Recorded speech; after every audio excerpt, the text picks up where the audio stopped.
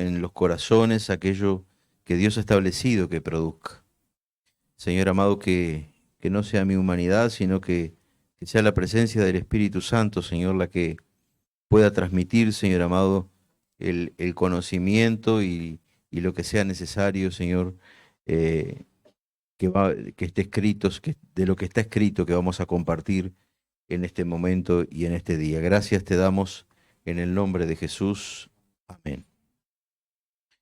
Muy bien, hermanos, vamos a seguir hablando en el libro de Tesalonicenses. Es un libro, es una carta muy rica que el apóstol Pablo escribió allí a la iglesia de Tesalónica, en Grecia. Y no por ser una carta, deja de ser una palabra de Dios, porque las cartas que están en la palabra, en la Biblia, que fueron escritas a las diversas iglesias, congregaciones, son palabras inspiradas por el Espíritu Santo, y así como el Espíritu Santo quiso hablar a esas iglesias, también a través de esa palabra Dios nos quiere hablar a nosotros, y tenemos que tomarla como un mensaje hacia nosotros también. La iglesia de Tesalónica era una iglesia de un buen testimonio. Nos dice la palabra que esta iglesia le gustaba mucho predicar la palabra, o sea, lo hacían con bastante eficiencia el hecho de transmitir la palabra de Dios, al punto que cuando a veces llegaban Pablo y sus colaboradores a predicar la palabra en algún lugar, ya había sido predicada. Era una iglesia de buen testimonio, al punto de que la carta a los tesalonicenses no contiene reprensiones de ningún tipo, sino que contiene, digamos, consejos prácticos para la vida de la iglesia. Y, y contiene muchos consejos prácticos. Esta iglesia se había forjado en la persecución. Recordemos que era una iglesia de una ciudad importante del Imperio Romano, que era un imperio completamente idólatra, ¿no? Hacia el emperador. Es como que tuviéramos una iglesia, digamos, metida en una ciudad como importante del mundo, como, yo qué sé, Londres, París, Nueva York. Digo que son iglesias, Los Ángeles, que son ciudades realmente importantes en el mundo, pero que están muy lejos de Dios. Y obviamente las iglesias en ese lugar sufren algún tipo de discriminación, persecución. Bueno, esta iglesia estaba en una ciudad importante del Imperio Romano y sufría ese tipo de persecución.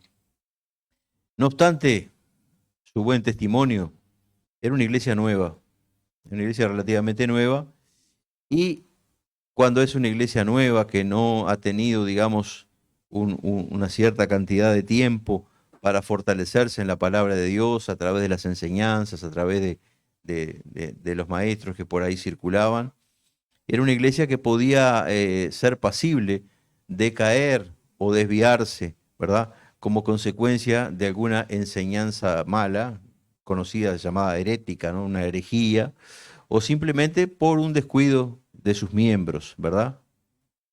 Entonces, en vista de esto, Pablo decide darle una serie de instrucciones prácticas, como dije, a la iglesia.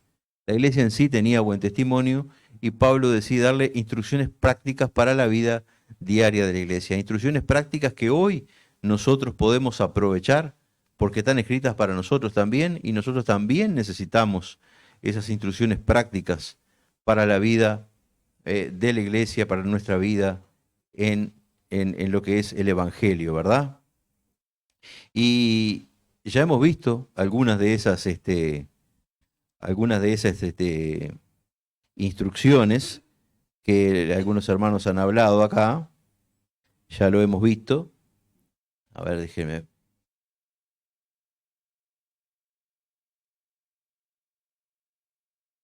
Por ejemplo, estar siempre gozosos, lo dio el hermano Sergio, y otras instrucciones.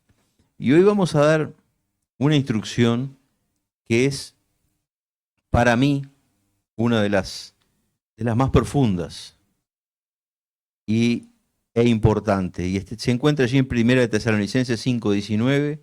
Es un versículo bien cortito, que tiene apenas 4 palabras, y que dice así: no apaguéis al Espíritu. O en una traducción más moderna, no apaguen al Espíritu. ¿Verdad? Ahora, ¿de qué espíritu está hablando acá la palabra? ¿De qué espíritu le está hablando Pablo? Porque todos nosotros tenemos un espíritu. ¿Está hablando de mi espíritu? ¿Está hablando del espíritu de Julio? No, está hablando del Espíritu Santo, ¿verdad? Está hablando del Espíritu Santo. Ahora, ¿quién es el Espíritu Santo? ¿Por qué es tan importante no apagar al Espíritu Santo? ¿Verdad? Muchas veces no se habla mucho del Espíritu Santo cuando deberíamos hablar todo el tiempo del Espíritu Santo. Y ahora vamos a ver por qué deberíamos hablar todo el tiempo del Espíritu Santo en nuestras congregaciones y enseñar sobre el Espíritu Santo y sobre la obra del Espíritu Santo. La Biblia nos dice que el Espíritu Santo es la tercera persona de la Trinidad. Sabemos que Dios es uno en 3 personas: el Padre, el Hijo y el Espíritu Santo. Pero no por ser la tercera persona de la Trinidad significa que es la tercera persona en importancia. No lo es, porque tiene los mismos atributos, las mismas prerrogativas que tiene el Padre y el Hijo. Por lo tanto, el Espíritu Santo es Dios y es Dios mismo en la tierra, ¿no? Y como dice Juan allí en 14:17, está con nosotros y en nosotros. Sabemos que, ¿qué dijo Jesús en la palabra? Dice, les conviene que yo me vaya, porque así el Padre enviará otro consolador, el Espíritu de verdad, el cual los guiará a todas las cosas, a toda la verdad, ¿verdad? ¿Por qué convenía que Jesús se fuera? Ustedes dirán, ¿qué dijo Jesús? ¿Cómo es que Jesús podía pensar que era conveniente que Él se fuera? Siendo que Él era Dios, siendo que lo veíamos hacer milagros tan poderosos como resucitar un muerto de 4 días que estaba, y perdónenme la palabra, podrido en la tumba, descompuesto. Sin embargo, el Señor ora, lo llama y el muerto sale vivo. Eso habían visto los discípulos y muchas otras cosas más. Y Él les dice, les conviene que yo me vaya, así el Padre envía al Espíritu Santo. La conveniencia está en lo siguiente, hermanos, en que Jesús estaba con ellos, caminaba con ellos, lo veían hacer milagros, pero Jesús no estaba en ellos. Y esto lo comprueba cuando el Señor fue arrestado, donde todos esos discípulos que durante 3 años caminaron con el Señor, lo vieron hacer milagros al Señor. ¿Qué fue lo que hicieron? Unos huyeron, otros se quedaron y mintieron, como lo hizo Pablo, se acobardó y mintió.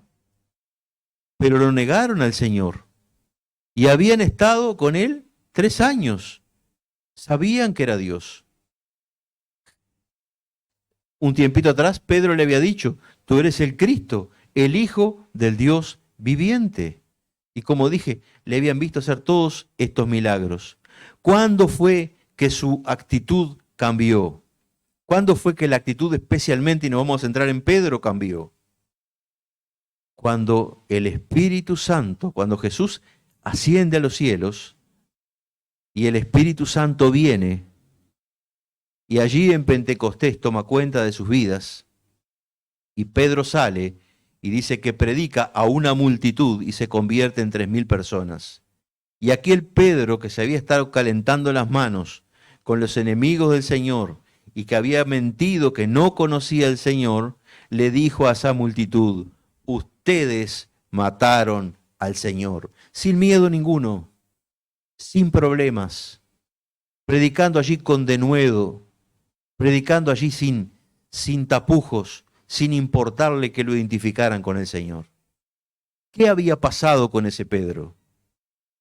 Ese Pedro ahora tenía al Espíritu de Dios. Y la conveniencia es, hermanos, que Cristo estaba en la tierra, estaba con nosotros, estaba con los seres humanos, caminaba con nosotros, pero no estaba en nosotros. Y el Espíritu Santo no solo camina con nosotros, sino que está en nosotros. Porque cuando creíste, porque cuando se te predicó el Evangelio, porque cuando le dijiste sí al Señor, creo en lo que tú hiciste, el Espíritu Santo vino a morar a tu vida y a la mía. Entonces, hermanos, dice Juan 14:17, me refiero al Espíritu Santo, quien guía a toda la verdad. El mundo no puede recibirlo porque no lo busca ni lo reconoce, pero ustedes sí lo conocen, porque ahora Él vive con ustedes y después estará en ustedes. Ese después lo dice porque esto estamos hablando de uno de los evangelios y el que estaba hablando era Jesús con los discípulos. Y después vimos que en Pentecostés especialmente se cumple esta palabra del Señor. Y si ven algo raro en la cita que estoy leyendo, es de la Nueva Traducción Viviente. ¿Ah? Es para que se entienda más clarito. Bueno, entonces el Espíritu Santo es ese, hermano. El Espíritu Santo es Dios. O sea, que hoy no podemos decir, no tenemos a Jesús, no tenemos quien nos acompañe en el camino. Sí tenemos. Tenemos a Dios viviendo con nosotros. Tenemos a Dios viviendo en nosotros. Solo que a veces nosotros, por muchas cosas, no tenemos conciencia de eso. De que Dios está ahí. De que Dios se manifiesta a través de la palabra. De que Dios está en nosotros y Dios puede obrar a través de nosotros. ¿Por qué? Porque el Espíritu Santo está ahí. Bien, ¿qué obra hace ese Espíritu Santo? ¿Cuál es la obra que hace? Hace la obra de Dios, porque es su naturaleza. Él es Dios, ¿verdad? El Espíritu se mueve adentro de la humanidad, dentro de la humanidad, y obra en medio de ellas, ¿verdad? ¿Qué es lo que hace? Por ejemplo, guía. El Espíritu Santo guía, dice por ejemplo Juan 16:13, cuando venga el Espíritu de verdad, Él, lo que recién leímos un versículo similar, Él los guiará a toda la verdad. Él no hablará de su propia cuenta, sino que les dirá lo que Él ha oído y les contará lo que sucederá en el futuro. O sea, que el Espíritu Santo nos habla, nos guía a toda la verdad. ¿A través de qué? De la palabra de Dios. ¿Verdad? A veces leemos la palabra de Dios y parece que no tiene vida, pero a veces parece que esa palabra cobra vida. Y esa palabra debemos aplicarla en nuestra vida. ¿Cuándo esa palabra cobra vida para nosotros? Cuando el Espíritu nos revela la verdad que está en esa palabra. Porque hay gente que de repente puede leer la Biblia y la lee prácticamente como un libro cualquiera. Y pasa aquello desapercibido. ¿Por qué? Porque no tienen el Espíritu de Dios. Ustedes sabían que la Biblia se da en el liceo, se da en clases de literatura, y muy posiblemente 99,99% del profesor que dé esa materia debe ser ateo. Y lo da como un libro de literatura. Entonces, para ellos, ¿qué son? Son fábulas, ¿no? Son una especie de cuentos, narrativas, y bueno, y le van sacando cosas. Pero para nosotros es vida, ¿ah? Y vida en abundancia porque Dios nos transmite eso a través de su palabra. Esa palabra para nosotros cobra vida porque el Espíritu Santo nos está instruyendo y nos está mostrando lo que esa palabra quiere decir para nuestras vidas. Gálatas 5:16 dice, por eso les digo, dejen que el Espíritu Santo los guíe en la vida. No admitas otro guía en tu vida. Deja que el Espíritu Santo te guíe en la vida. No te guíes ni siquiera tú mismo porque vas a ir a un mal puerto. Nosotros no somos confiables. El Señor ya dijo que perverso y engañoso es nuestro corazón. Por lo tanto, nosotros no somos confiables ni para nosotros mismos. Debemos pedir la ayuda y la guía de Dios. Y Gálatas 5:16 nos aconseja que el Espíritu Santo nos guíe en la vida. Dice, entonces no se dejarán llevar por los impulsos de la naturaleza pecaminosa. Porque nosotros conocemos al Señor, sí, pero hasta el día en que vayamos a la presencia del Señor, van a habitar en nosotros dos naturalezas. La naturaleza divina a través de la presencia de Dios en nuestra vida y una naturaleza pecaminosa, producto de nuestra carne que heredamos de nuestros padres y que heredamos en primer lugar de Adán y Eva. Ahora, ¿cuál vas a hacer crecer en tu vida? ¿Cuál de esas naturalezas le vas a dar de comer? ¿A cuál? ¿A la que te va a llevar a la ruina, a la muerte, como llevó a Adán, como nos llevó a toda la humanidad a través del pecado de Eva y Adán? ¿O le vas a dar alimento a la naturaleza de Dios a través de su palabra, a través de la presencia de Dios en nuestras vidas, para que nos conduzca a dónde? A la vida eterna, a través del camino de salvación. Dice Gálatas 5:17, la naturaleza pecaminosa desea hacer el mal, que es precisamente lo contrario a lo que quiere el Espíritu. Nuestra naturaleza carnal y humana desea hacer el mal. Por eso el Señor dice, bueno no hay ni siquiera uno. No somos buenos. Bueno es solo Dios. Y el Espíritu, dice, nos da deseos que se oponen a lo que desea la naturaleza pecaminosa. Estas dos fuerzas luchan constantemente entre sí. Entonces ustedes no son libres para llevar a cabo sus buenas intenciones. Podemos estar llenos, entre comillas, de buenas intenciones. Pero si vienen de tu humanidad y de tu corazón, de buena no tienen nada. Déjate llevar por la naturaleza de Cristo. Déjate llevar por la naturaleza de Dios. Déjate llevar por la naturaleza del Espíritu Santo que está en ti y de que quiere obrar en ti y quiere guiarte. Segunda cosa que hace el Espíritu Santo, convence. ¿Ah? Dice Juan 16:7, pero en realidad, lo que estábamos mencionando hoy, es mejor para ustedes que me vaya, porque si no me fuera, el abogado defensor, es otra de las cosas que llama el Espíritu Santo, no vendría. En cambio, si me voy, se lo enviaré a ustedes. Y cuando Él venga, convencerá al mundo de pecado, de la justicia de Dios y del juicio que viene. A nosotros se nos mandó predicar el Evangelio a toda criatura. Ese es el trabajo de la iglesia. Llevar el Evangelio a toda criatura. ¿Alguna vez alguien se tomó el trabajo de predicarnos el Evangelio? Por eso estamos aquí. Si no, no estaríamos aquí.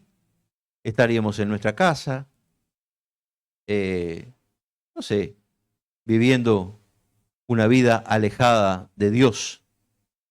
Pero estamos aquí porque alguien un día se tomó el trabajo de predicarnos el Evangelio.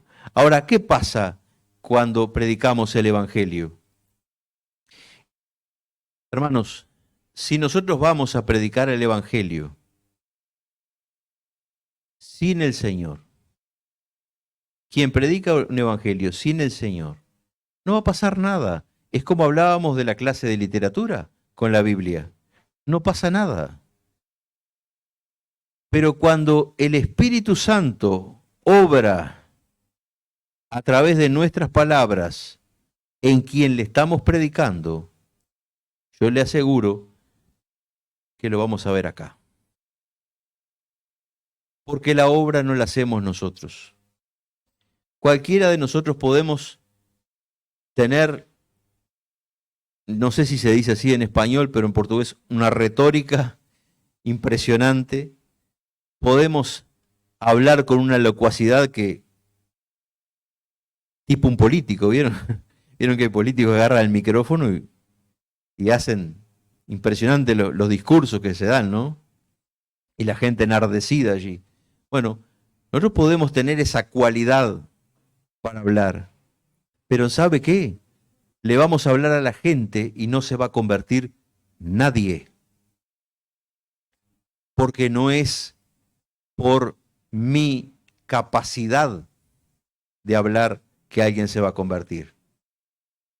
Es por la presencia de Dios en mi vida que va a convencer a la persona que yo voy a hablar de que el Señor quiere que se salve, que es un pecador, que va a recibir un juicio, que el Señor Jesús murió en la cruz por él para que pudiera recibir vida eterna. El Espíritu Santo es el que va a convencer eso. Es el mismo Dios, no somos nosotros, no es nuestra capacidad.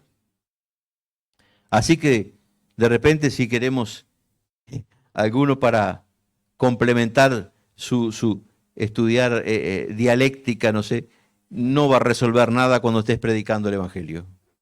¿Ah? Es muy bueno para decir discursos todo esto, pero no para predicar el Evangelio.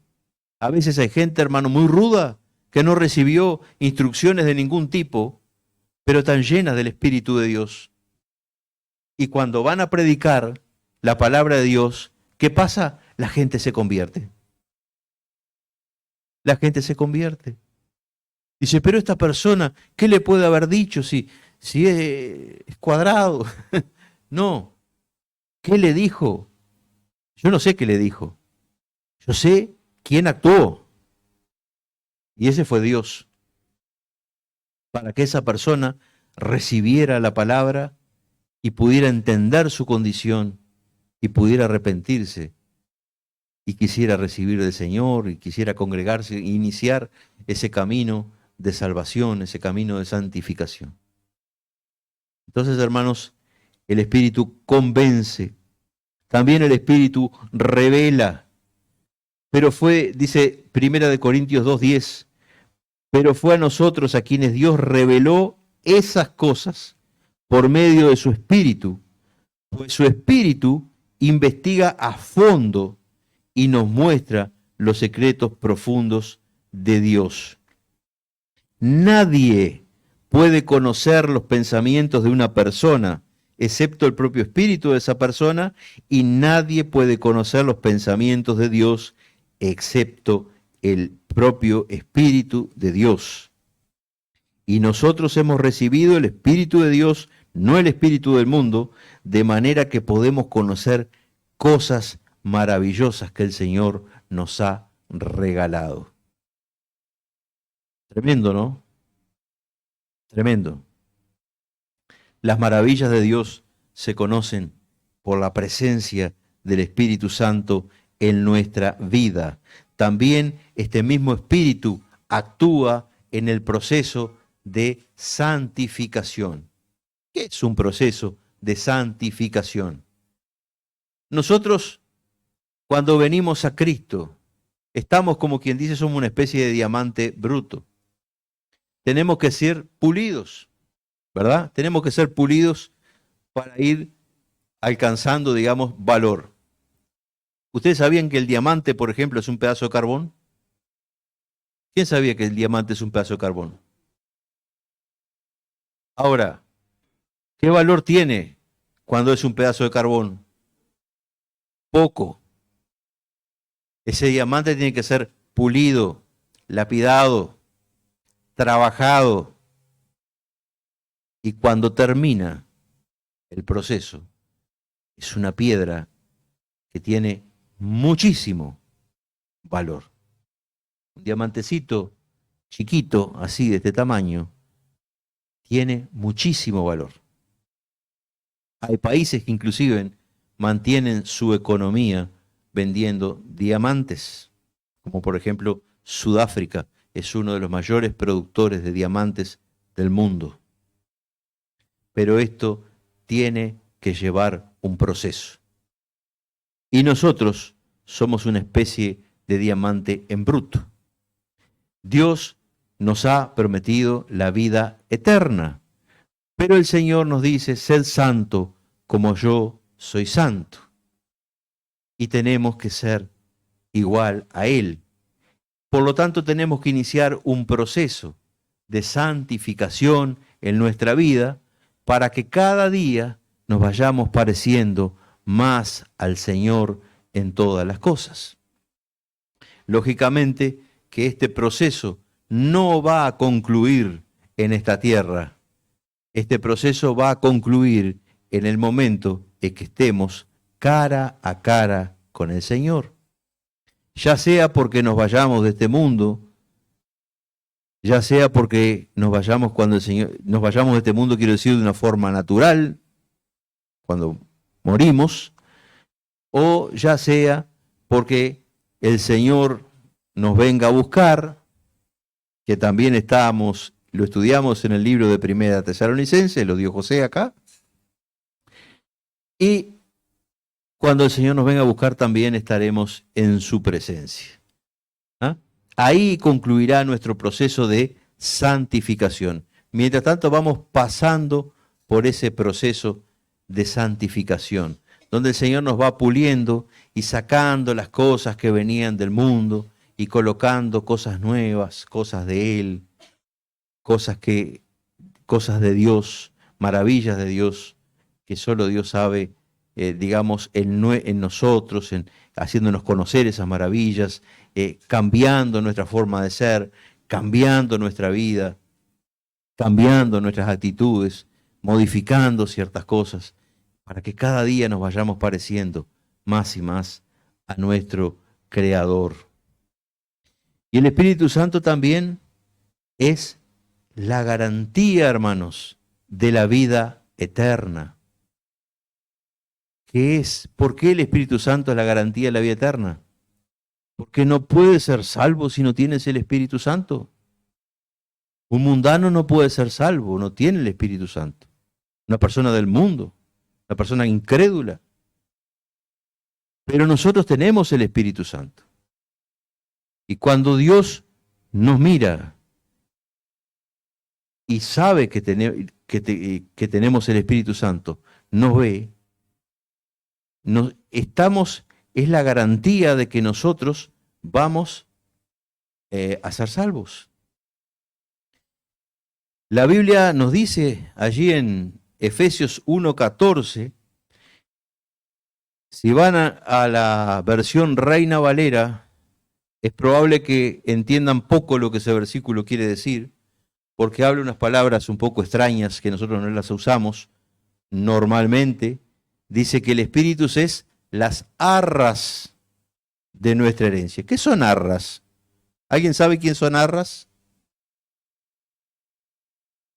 ¿No saben lo que son arras? Claro, Me dice Mónica, pero ella ha estudiado las, claro, las arras. Arras es garantía. Arras es garantía. Entonces, la Nueva Traducción Viviente dice así en ese versículo: el Espíritu es la garantía que tenemos de parte de Dios, de que nos dará la herencia que nos prometió y de que nos ha comprado para que seamos su pueblo. Dios hizo todo esto para que nosotros le diéramos gloria y alabanza. El mismo versículo, como dije, en la versión más popular, la que casi todo el mundo maneja, no solo habla de arras, sino que dice, habla de la, ¿cómo es? De la posesión adquirida. ¿Qué es la posesión adquirida? Es la propiedad comprada. Somos nosotros, traducidos al español que hablamos nosotros moderno. La propiedad comprada, ¿verdad? Entonces dice, el Espíritu es la garantía de que tenemos de parte de Dios, y lo vuelvo a repetir a este versículo porque es importante, de que nos dará la herencia que nos prometió. Tenemos el Espíritu Santo, Dios nos va a dar la herencia que nos prometió. ¿Cuál es esa herencia? La vida eterna. Dice, y de que nos ha comprado para que seamos su pueblo. ¿Cómo Dios nos ha comprado? Costó carísimo el precio de cada uno. Somos carísimos, hermano. Nos compró por la sangre de Cristo en la cruz. Costó la sangre de Cristo. No una sangre cualquiera. No una sangre cualquiera. No la sangre de un cordero sin mancha. No la sangre de un ser humano. No. Costó la sangre de Dios. Porque Jesús era Dios. Y hoy justo hablábamos con Mónica de esto, de que Jesús a veces no tenemos conciencia de verlo en su humanidad, de que era Dios. Y hablábamos también de personas como sus hermanos, por ejemplo, que se convirtieron, cómo tiene que haber sido difícil para ellos entender que ese hermano que creció con ellos, que comió con ellos en una mesa, que durmió allí en una cama, que lo vieron bañarse, que lo vieron jugar, que lo vieron como una persona normal, era Dios. Era Dios. Y nosotros a veces pensamos, como decíamos y me decía ella hoy, de que Jesús era un ser humano con cosas de Dios, o una parte de Dios, ¿no era algo así? O lleno de Dios, como si fuera una persona llena del Espíritu Santo. No, era mucho más que eso. Jesús era como tú, como yo, comía, caminaba, se reía, pero Jesús era Dios. No era alguien lleno de Dios, era Dios, tenía su naturaleza, ¿verdad? Entonces, lo otro del Espíritu Santo, que es la garantía de la vida eterna. A tal punto es importante el Espíritu Santo en la vida de nosotros como creyentes, que en Efesios 5, 18 nos dice lo siguiente, la palabra: no se emborrachen con vino, porque eso les arruinará la vida. En cambio, sean llenos del Espíritu Santo. Y es un mandato. Tenemos que procurar ser llenos del Espíritu Santo. Hermanos, viendo todo esto, no es de extrañar que Pablo les dijera a esta iglesia: no apaguen al Espíritu. ¿Por qué? Porque el Espíritu Santo es todo. Es Dios. ¿Qué puede hacer una iglesia si no tiene a Dios? Nada. Son iglesias muertas. Son congregaciones vacías y no de gente, sino de contenido. ¿Verdad? Porque las hay. Hay sectas falsas hoy que no tienen el Espíritu Santo. ¿Y son pura qué? Pura libro, pura palabra, pero no palabra de Dios. palabras torcidas que muchas veces quieren sacarle la deidad a Cristo, como por ejemplo los testigos de Jehová. Le hablan de Cristo, pero dicen que Cristo no es Dios, que Cristo es la principal creación de Dios, por ejemplo. Y dicen del Espíritu Santo que no es una persona, que es una fuerza activa de Dios, que emana de Dios esa fuerza, como si fuera una especie de energía que sale de Dios. Ahora, la Biblia a mí me dice que el Espíritu Santo tiene atributos de persona. Y uno de los atributos que tiene el Espíritu Santo de persona es, por ejemplo, el entristecerse. Ahora yo pregunto, ¿una energía se puede entristecer? No, a mí me entristece cuando viene la cuenta de la luz. Pero la energía no se puede entristecer. Entonces, estamos hablando de una persona. Estamos hablando de Dios, no estamos hablando de algo menor. Y Pablo les alentaba a esta iglesia tesalonicense, no apaguen al Espíritu. Ahora, podemos hacernos una pregunta. ¿Es posible apagar el Espíritu? Y si es posible, ¿cómo lo hacemos? Respondemos la primera pregunta tomando en cuenta la palabra de Dios. Sí, es posible. Porque si Pablo dice, no apaguen al Espíritu, es porque es posible apagarlo al Espíritu. Ahora, ¿cómo podemos apagar al Espíritu? Y en esto tenemos que tener cuidado, hermanos, como creyentes. El Espíritu Santo se puede apagar a través del pecado. ¿Ah? Siempre es el pecado que nos aleja de Dios y afecta nuestra comunión con Él. Siempre es el pecado. No hay otra cosa que nos aleje de Dios a no ser el pecado. Si no estás pecando, Dios, no te vas a alejar de Dios. Pero el pecado va a levantar un muro entre tú y Dios, en el cual no vas a poder tener una buena comunión con Dios. Y este proceso de apagar el espíritu, hermano, no se da de un día para el otro. No es como venir y bajar la llave de la luz y quedamos todos a oscuras. Es un proceso gradual. ¿Ah?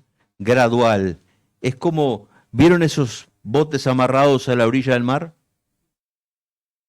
Y de repente hay calma, todo, pero nosotros venimos y le soltamos la amarra. Y ese bote, despacito, se va yendo, se va yendo, se va yendo, se va yendo. Y cuando queremos acordar está por allá, lejos. Nos pasa a nosotros cuando también nos bañamos en el mar, de repente nos ponemos a hacer la plancha y nos descuidamos y vamos ahí, está precioso el día, y nos vamos yendo, y nos vamos yendo, y nos vamos yendo, y nos agarra la corriente y nos vamos yendo. Y ojo que no te agarre la corriente de este mundo así, haciendo la plancha. Y te va yendo, cuando quieres acordar, miras a tierra que es tu lugar firme, y estás lejos. Y es difícil volver. Y es complicado volver. Entonces es un proceso gradual, es un proceso que va poco a poco. ¿Cómo comienza esto? Comienza de repente cuando empezamos a dejar de congregarnos. Empezamos a dejar de venir a la iglesia. No venimos un domingo, venimos otro, ya no venimos el siguiente, venimos otro, o pasamos 2 sin venir y venimos otro, y ya de repente nos vamos alejando, ¿verdad? Pero este dejar de congregarnos ya viene con cosas de atrás, que no pasan en la congregación, sino que pasan en nuestros hogares. ¿Qué es? ¿Por qué se da esto? Porque ya empezamos a dejar de orar. Ya hace tiempo que no estamos orando. Y ya hace tiempo tampoco que no estamos leyendo la palabra. Y eso nos va enfriando. Y eso va a hacer que después ya no tengas ganas de venir acá. Y eso va a hacer que después adorar a Dios. Porque tú no vienes a la iglesia. Hay que corregir eso. No, hoy no voy a la iglesia. No, vienes a adorar a Dios. O vienes a adorar a Dios o no vienes a adorar a Dios. ¿Verdad? Pero no venimos acá a un espectáculo. Sí, cantamos, todo, precioso. Pero todo eso se hace para adorar al Señor. ¿Verdad? Entonces, hermanos, a continuación de todo eso, nosotros vamos permitiendo que nuestros pensamientos propios, ¿no?, que no vienen de Dios, vienen de nuestro corazón, de nuestra mente, ¿verdad? Actitudes entonces ajenas inclusive, ajenas que son influencias del mundo, que son influencias del mundo, que son influencias e inclusive influencias satánicas, primen sobre los designios de Dios, sobre los designios de Dios, sobre los designios de Dios. Y cuando eso pasa empezamos a dejar, de confiar en Dios, y cuando dejamos de confiar en Dios, empezamos a desobedecer. Y Dios se complace en la obediencia. ¿Qué le decía Samuel a Saúl cuando desobedeció a las órdenes de Dios? El obedecer es mejor, dice, que los sacrificios. Y los sacrificios en aquella época eran importantes hacerlo. Para Dios porque complacían a Dios. Pero Saúl le estaba dando una lección. El obedecer es mejor que hacer sacrificios.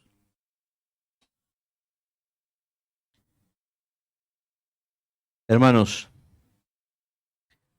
dejamos que el pecado se vaya apoderando de nosotros de una manera tal que se hace cada vez más natural. Y esos pecados se comienzan a convertir en parte de nuestra vida. Y ya no lo sentimos como pecado. Ya no lo sentimos. Ya aquello es natural. Y ya no duele pecar. Porque no vamos a decir que el creyente, el cristiano no peca. Sí peca. Pero cuando peca, ¿qué pasa? El pecado duele. El verdadero creyente. El pecado duele, molesta. Al punto que tenemos que ir hacia la presencia de Dios a pedir perdón. Porque la palabra dice que si pecáramos, debemos confesar nuestros pecados porque Él es fiel y justo para perdonar nuestros pecados. Y también dice que tenemos en el cielo un abogado, que es el Señor Jesucristo, pavada de abogado, que intercede por nosotros para que seamos perdonados. Entonces, hermano, una señal, una campanita que tienes que tener dentro de ti. Tú conoces la palabra. Tú sabes cuando te equivocaste. Tú sabes cuando le estás errando. ¿Sabes? ¿O me vas a decir que no? Sabemos. Si no te molesta, preocúpate. Porque ya vas lejos de tierra. Estás lejos de tierra. Ahora sí te duele lo que hiciste. Que nada te impida volverte a Dios y pedirle perdón. ¿Y sabes qué? Dios te perdona. Y ese perdón de Dios, hermano, también incluye una cosa que muchos ven de la siguiente manera. No me siento perdonado. no tienes que sentir nada. Dios no se guía por sentimientos, se guía por fe.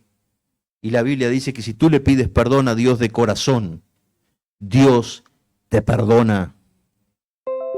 Entonces yo no tengo que sentir nada, porque quien siente son lo que la Biblia llama los sensuales, que no tienen nada que ver con sexo. Está hablando son aquellos que se dejan guiar por los sentimientos. Y el camino de fe y el camino del Señor no es por sentimientos, es por fe. Es por creer.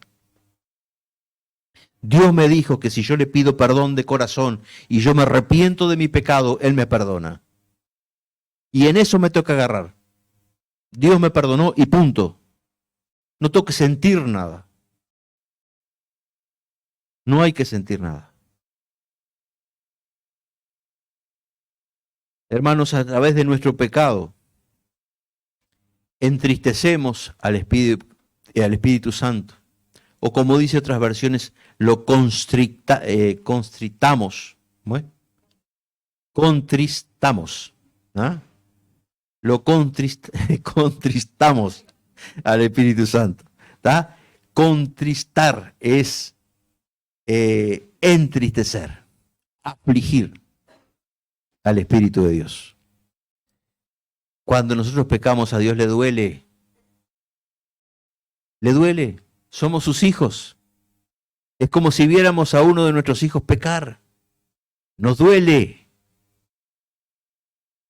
Y Dios le duele. Y Dios es el mejor padre. Vaya padre. Claro que le duele. Dice, Efesios 4:30, no entristezcan al Espíritu Santo de Dios con la forma en que viven. Dice, recuerden que Él los identificó como suyos. ¿Se acuerdan que el Espíritu Santo era la garantía de qué? De nuestra salvación, de nuestra herencia. Y vamos a nombrarla. Es las arras de nuestra herencia. Allá me mira Sergio que le gusta. Las arras de nuestra herencia, la garantía de nuestra herencia es el Espíritu Santo, ¿verdad? Dice, no entristezcan al Espíritu Santo de Dios con la forma en que viven. Recuerden que Él los identificó como suyos y así les ha garantizado que serán salvos el día de la redención. Palabra de Dios. Esto no lo saqué en ningún lugar de la Biblia. Está ahí escrito. Efesios 4:30. ¿Qué consecuencias trae el apagar el espíritu, hermanos? Falta de energía, entusiasmo espiritual, una especie de letargo espiritual, ¿verdad? No queremos hacer nada para Dios, no queremos ver congregarnos, no queremos nada. No queremos nada.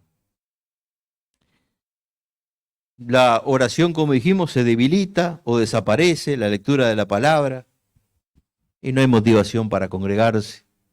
En fin, estamos lejos. Estamos lejos. Y lo más triste de todo esto es que disminuye la sensibilidad al pecado, como estamos hablando. Ya no duele pecar. Ya no duele. Estamos lejos que ya pecar no duele. Y el pecado te tiene que doler. Dios es bueno, hermano, pero no podemos tomarlo del pelo. Es Dios. Dios es amor, pero también es fuego consumidor. Dios se duele con todo esto, hermanos. Y a veces para traernos de vuelta tenemos que pasar procesos que son dolorosos, que de otra manera no serían necesarios, que los podríamos evitar.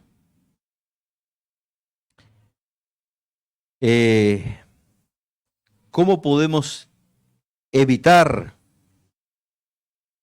llegar a esta situación? cultivando nuestra fe,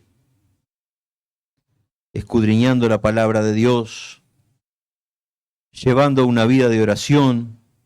Ya queda poquito, queda poquito. Llevar una vida de oración, aplicando la palabra a nuestra vida. Lo que leemos, la palabra se aplica, ¿saben? No es solo para que le quede en la mente, ¿eh? Se aplica. La palabra es viva, tenemos que aplicarla en nuestra vida. Obedeciendo a Dios. Los mandatos de Dios se obedecen y a Dios se complace en la obediencia. Sirviendo a Dios. Y vamos a terminar recordando algunas palabras de Jesús. En Juan 14, 26 y 27, el Señor nos dice, pero cuando el Padre envíe el abogado defensor, o sea, el Espíritu Santo, como mi representante, es decir, al Espíritu Santo, yo lo leí y estaba acá, es decir, al Espíritu Santo, Él les enseñará todo y les recordará cada cosa que les he dicho. Les dejo un regalo, dice, paz en la mente y en el corazón, y la paz que yo doy es un regalo que el mundo no puede dar. Así que no se angustien ni tengan miedo. Y por último, Romanos 5:5 dice que no son palabras de Jesús, son palabras del mismo Espíritu, inspirando a Pablo. Dice, y esa esperanza no acabará en desilusión, pues sabemos con cuánta ternura nos ama Dios, porque nos ha dado el Espíritu Santo para llenar nuestro corazón con su amor. Hermanos, que podamos comprender, entender, aplicar la palabra, seguir lo que Dios quiere, ser llenos del Espíritu. Que Dios bendiga la vida de cada uno de ustedes. Amén. Julio.